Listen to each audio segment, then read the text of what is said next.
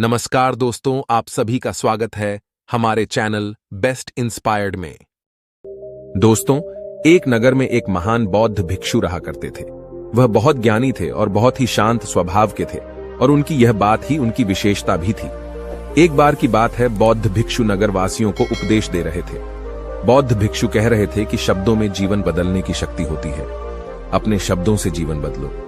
हम जो भी शब्द अपने लिए या दूसरों के लिए कहते हैं या जो भी बातें करते हैं, उस पे हमें ध्यान देना चाहिए। इतना कहकर बौद्ध भिक्षु ने अपना उपदेश समाप्त किया और वहां से चले गए। एक दिन वह बौद्ध भिक्षु एक मार्ग से होकर गुजर रहे थे।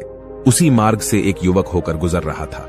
उस युवक ने जब उन बौद्ध भिक्षु को देखा तो वह जोर जोर से हंसने लगा और कहने लगा, अरे साधु महाराज, आप तो ढोंगी है। आपके उपदेशों में यह कहने से कि शब्दों में बड़ी ताकत है, आपकी बात सत्य नहीं हो जाएगी। ये सब सिर्फ बातें हैं। भला ऐसे कैसे हो सकता है कि शब्दों से हमारा जीवन बदल सकता है?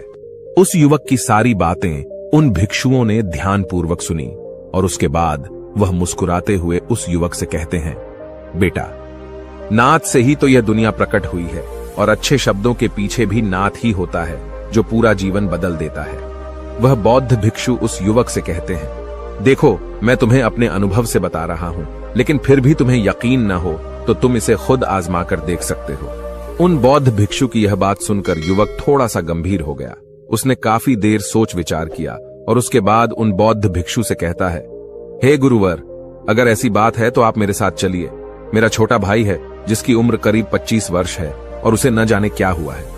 वह करीब 3 वर्षों से कुछ भी नहीं करता, बस लेटा रहता है। दिन भर वो कुछ न कुछ सोचता रहता है। उसकी यह हालत देखकर हम सब बहुत परेशान हैं। माता पिता भी बहुत चिंतित रहते हैं। हम सब ने कई तरीके अपनाए, कई योजनाएं अपनाई, लेकिन कुछ भी काम नहीं आया।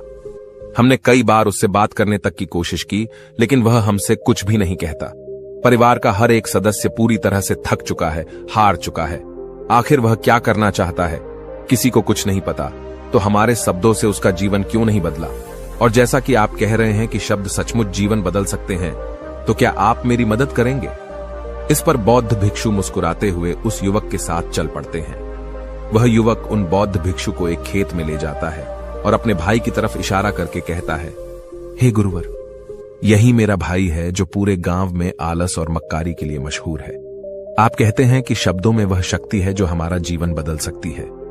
तो क्या आपके शब्द इसका जीवन बदल सकते हैं? अगर यह सत्य है तो आप इसका जीवन बदल कर दिखाएं। उन बौद्ध भिक्षुओं ने उस युवक के भाई को ध्यानपूर्वक देखा। वह एक पेड़ की छांव में आराम से सो रहा था। जब बौद्ध भिक्षु उस युवक के भाई के पास पहुंचे और आराम से उसके सर पर हाथ फिराते हुए कहते हैं, उठो बेटा, बहुत देर हो चुकी है। यह सोने का समय नहीं, यह तो जागने का समय है। उन बौद्ध भिक्षुओं की आवाज सुनकर वह लड़का थोड़ा सा अचरज में पड़ गया। आखिर कौन है जो मुझे इतने प्यार से जगा रहा है? वरना सभी गांव वाले तो मुझे आलसी और मक्कार ही कहते हैं। आखिर कौन है जो मुझे इतना अपनापन दिखा रहा है? उसने आंखें खोली और आंखें मलते हुए उसने पूछा, हे गुरुवर, आप कौन हैं और यहां क्यों आए हैं? इस पर बौद्ध भिक्षु उस युवक से कहते हैं, बेटा, यह प्रश्न तो मैं तुमसे करना चाहता हूं। तुम कौन हो, यही तो तुम्हें जानने की आवश्यकता है।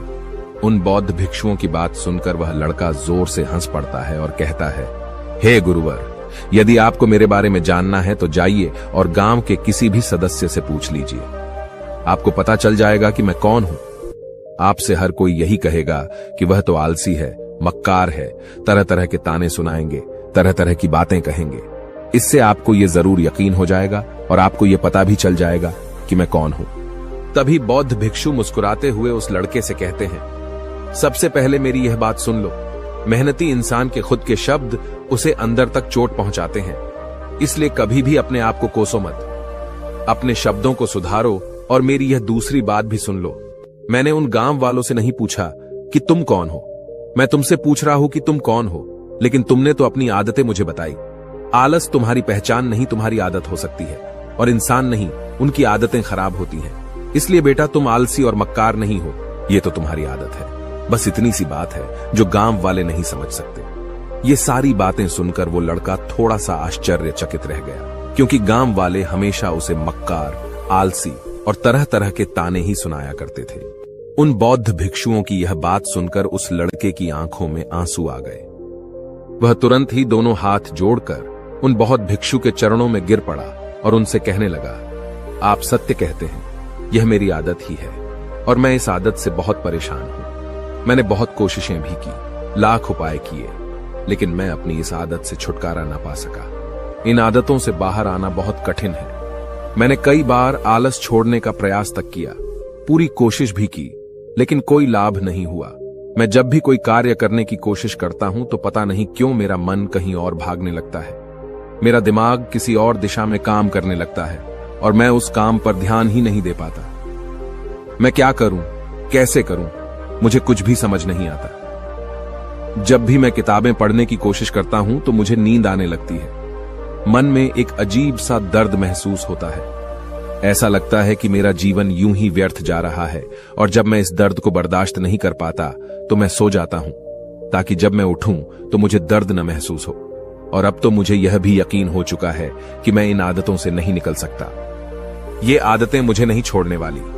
इस पर बौद्ध भिक्षु उस लड़के से कहते हैं, बेटा, यदि तुम इस आलस की आदत को छोड़ना चाहते हो तो मैं तुम्हें एक सही उपाय बता सकता हूं, लेकिन उसके लिए तुम्हें कल सुबह मुझे मिलना होगा, तभी वह तरीका मैं तुम्हें बताऊंगा। यदि तुम उस तरीके को सीखना चाहते हो तो कल सुबह मेरे पास चले आना। इतना कहकर बौद्ध भिक्षु वहां से चले गए, लेकिन उन बौद्ध भिक्षु की सारी बातें उस लड़के के कानों में गूंज रही थीं। वह यह समझ नहीं पा रहा था कि आखिर वह बौद्ध भिक्षु उसे कौन सा मार्ग दिखाने वाले हैं। वह ऐसा कौन सा उपाय बता देंगे जिससे उसके जीवन से आलस्य हमेशा हमेशा के लिए खत्म हो जाएगा। देखते ही देखते रात हो गई। रात भर वह अपने बिस्तर पर करवट लेता रहा और उन बौद्ध भिक्षु की बातों के बारे में सोचता रहा। इसी प्रकार देखते ही देखते सुबह हो गई और वह लड़का उन बौद्ध भिक्षुओं के पास जा पहुंचा। वह लड़का उन बौद्ध भिक्षु को प्रणाम करता है और कहता है, गुरुवर, जैसा कि आपने कहा था, लीजिए मैं आ गया। अब मुझे वह मार्ग बता दीजिए जिसे मैं अपने जीवन से इस आलस्य को निकाल सकता हूं। तभी बौद्ध भिक्षु उस लड़के से कहते हैं, बेटा, जब भी तुम्हारा मन दुविधा में हो, तुम निर्णय न ले पा रहे हो और तुम्हारे मन में तरह तरह के प्रश्न उठ रहे हो कि मैं क्या करूं, कैसे करूं, इस कार्य को पूर्ण कैसे करूं, यह सब कैसे होगा, तब तुम वास्तविकता में अपने अतीत से सोच रहे हो कि पिछली बार तुम्हारे ऐसा करने पर क्या हुआ, या अतीत में तुमसे लोगों ने क्या कहा था। तो आज से कभी भी अपने अतीत से नहीं, बल्कि भविष्य से सोचो। इस पर लड़का कहता है, भविष्य से? वह भला कैसे? तभी बौद्ध भिक्षु उस लड़के से कहते हैं, मान लो कि तुम्हें आज किसी भी चीज की कमी नहीं है। तुम्हारे पास वो हर चीज है जो तुम चाहते हो, वह सारी सुख सुविधाएं हैं। तो अब बताओ, तुम अपना जीवन कैसे व्यतीत करना चाहोगी? उन बौद्ध भिक्षु की यह बात सुनकर वह लड़का कुछ देर के लिए सोच में पड़ गया, क्योंकि आज तक उसने सभी गांव वालों के केवल ताने ही सुने थे। किसी ने भी आज तक उसके जीवन के बारे में उससे ऐसी बात नहीं की थी और वह गुरुवर उसे आने वाले भविष्य के बारे में उससे बातें कर रहे थे। उन बौद्ध भिक्षु की यह बात सुनकर वह लड़का खुद से प्रश्न करने लग गया कि अगर मेरे पास सब कुछ होगा, धन की कोई कमी नहीं होगी और सारी सुख सुविधाएं होंगी, तो मैं अपना जीवन कैसे व्यतीत करूंगा? कुछ देर सोच विचार करने के बाद वह उन बौद्ध भिक्षु से कहता है, गुरुवर, मैं यह दुनिया घूमना चाहूंगा, पहाड़ों पर चढ़ना चाहूंगा, समुद्र की रेत पर चलना चाहूंगा और मैं एक बहुत बड़ा व्यापारी बनना चाहूंगा। तभी अचानक उस लड़के का ध्यान टूट गया और वह उन बौद्ध भिक्षु से कहता है, परंतु हे गुरुवर, यह सब कैसे संभव होगा? केवल मेरी मात्र सोच लेने से तो यह सब पूरा नहीं होने वाला। उसके ऐसा कहते ही उसके अतीत में बीती हुई सारी घटनाएं उसकी आंखों के सामने से गुजरने लगी और वह एक बार फिर से निराश होने लगा। और अब वह यह सोचने लगा कि मेरे पास तो पैसे ही नहीं है, तो मैं भला व्यापार कैसे कर सकता हूं? न ही मेरे पास व्यापार का कोई अनुभव है। ऐसी स्थिति में मैं भला यहां से कैसे निकल सकता हूं?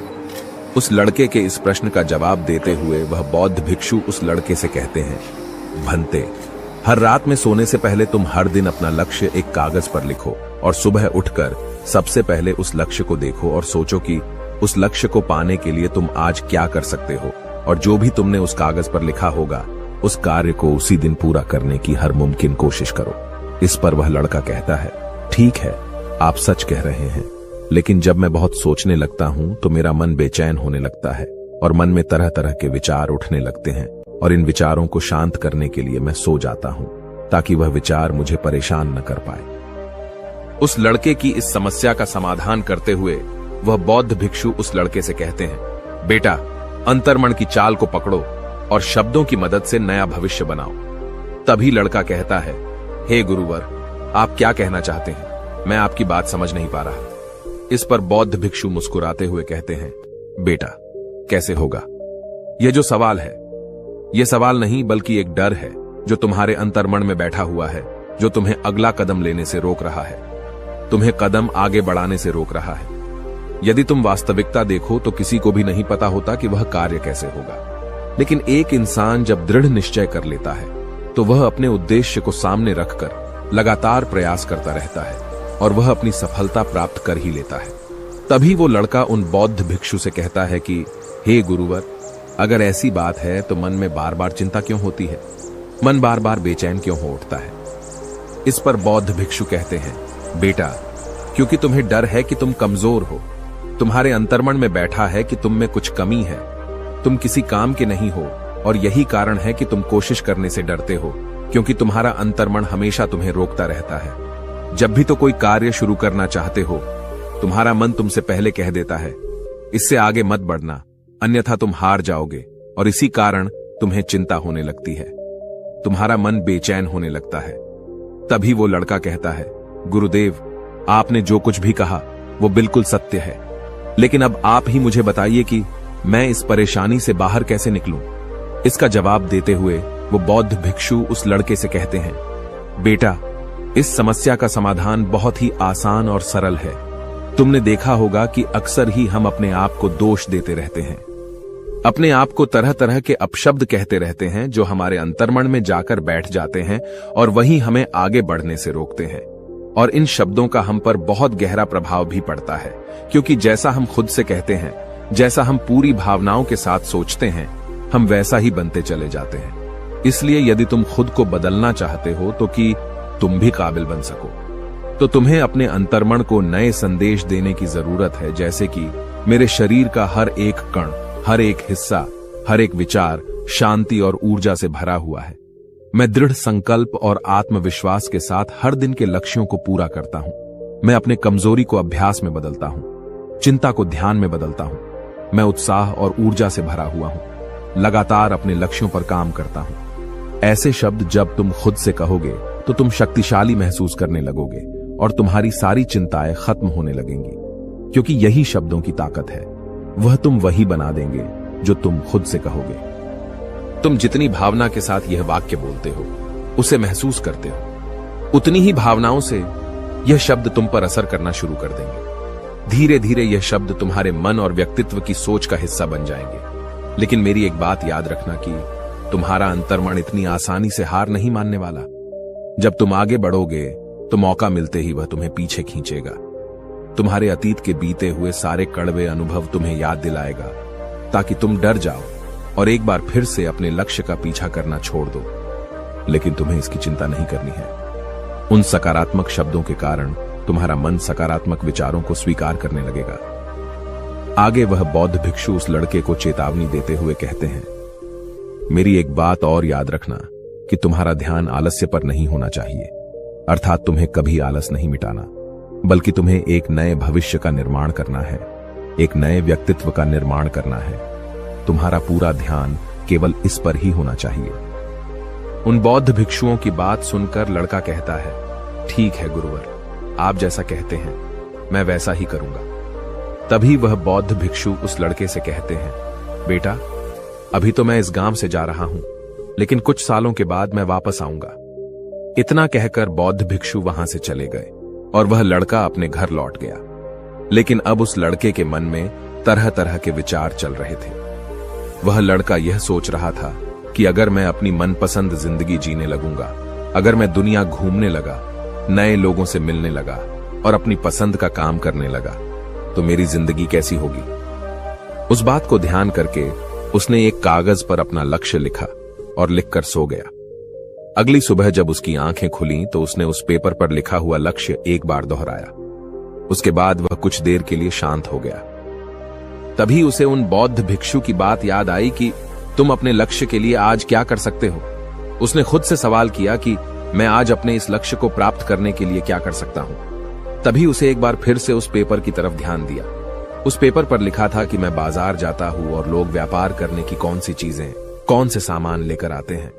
मैं उन चीजों को देखता, उन चीजों को पता करता। वो पढ़ने के बाद तुरंत ही बाजार चला गया। वह अलग अलग दुकानों पर बैठा उन्हें देखा, लेकिन उसे कुछ समझ नहीं आ रहा था, क्योंकि लोग अलग अलग व्यापार कर रहे थे, अलग अलग तरह की चीजें और सामान ले रहे थे, और किसी ने उसकी कोई मदद नहीं की। वह बहुत उदास हो गया और निराश होकर वापस घर लौट आया।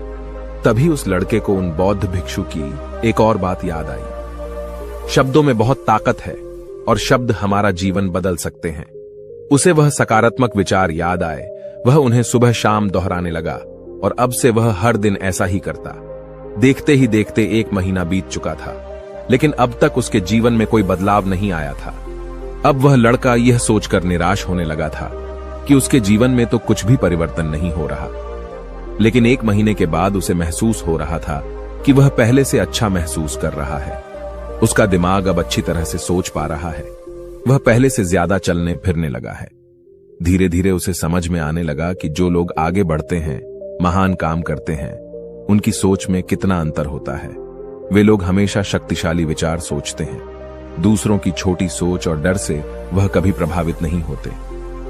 जब भी उनके सामने कोई मुश्किल आन पड़ती है तो वह घबराते नहीं, बल्कि उस समस्या का समाधान निकालते हैं। इस समस्या के समाधान पर ध्यान केंद्रित करते हैं और न ही वह कभी किसी का इंतजार करते हैं। वह केवल खुद पर विश्वास करते हैं और तुरंत ही कदम आगे बढ़ाते। जब उस लड़के को ये सारी बातें समझ में आने लगीं, तो उसने भी धीरे धीरे अपने कदम आगे बढ़ाने शुरू किए। उसने बिल्कुल वैसा ही व्यवहार करना शुरू किया। अब से वो कभी खाली नहीं बैठता था। जब भी उसका मन करता, वो बाजार जाता और लोगों के बारे में जानता समझता कि वो किस प्रकार व्यापार कर रहे, कौन से चीजें खरीद रहे हैं और किन चीजों पर उन्हें लाभ हो रहा है। और जब उसका मन करता तो अपने पिता की मदद भी करता था। वो अपने पिता के साथ मंडी में जाता, वहां पर जाकर मोल भाव करता। ते हमेशा कुछ न कुछ सीखने में ही जुटा रहता है। तभी एक दिन गांव में एक मसाले का व्यापारी आया। उसे कुछ पढ़े लिखे नौजवानों की जरूरत थी, जो माल की गिनती कर सके और हिसाब रखने का काम कर सके। वह लड़का अपने लक्ष्य को जानता था कि उसे क्या पाना है। उसे समझ में आ गया था कि इस काम से उसे बहुत कुछ सीखने को मिलेगा। बेहिचक उस सेठ के पास पहुंच गया। वह जानता था कि उसे उस काम के बहुत कम पैसे मिलेंगे, लेकिन फिर भी वह उस काम को करने के लिए तैयार था। अब उस लड़के की सोच पूरी तरह से बदल चुकी थी। अब वह बाकी लोगों की तरह नहीं सोचता था। बहुत ईमानदार और समझदारी से काम करता था। देखते ही देखते करीब 3 महीने बीत गए और अब व्यापारी यह समझ चुका था कि नौजवान बहुत ही समझदार है और वह उसे व्यापार में बहुत मदद करता है। इसलिए उस मसाले के व्यापारी ने उस लड़के को अपना सहायक बना लिया। उस व्यापारी ने देखा कि इस लड़के की दिनचर्या सबसे अलग है।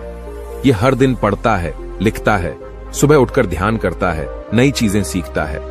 परेशानी आई तो भी विचलित नहीं होता। ये सबसे सम्मान से बात करता है, सबका आदर करता है। देखते ही देखते 1 साल बीत चुके थे और अब तो व्यापारी उस नौजवान से बहुत खुश था। उसने धीरे धीरे उस नौजवान को व्यापार के सारे गुण सिखा दिए और देखते ही देखते वह लड़का अब एक छोटा सा व्यापारी बन चुका था। और जब उस लड़के के अंदर व्यापार की समझ आ गई तो उसने जड़ी बूटियों का व्यापार शुरू कर दिया और देखते ही देखते केवल कुछ ही वर्षों में उस नगर का सबसे बड़ा व्यापारी बन गया। लोग उसे सबसे बड़े व्यापारी के नाम से जानने लगे।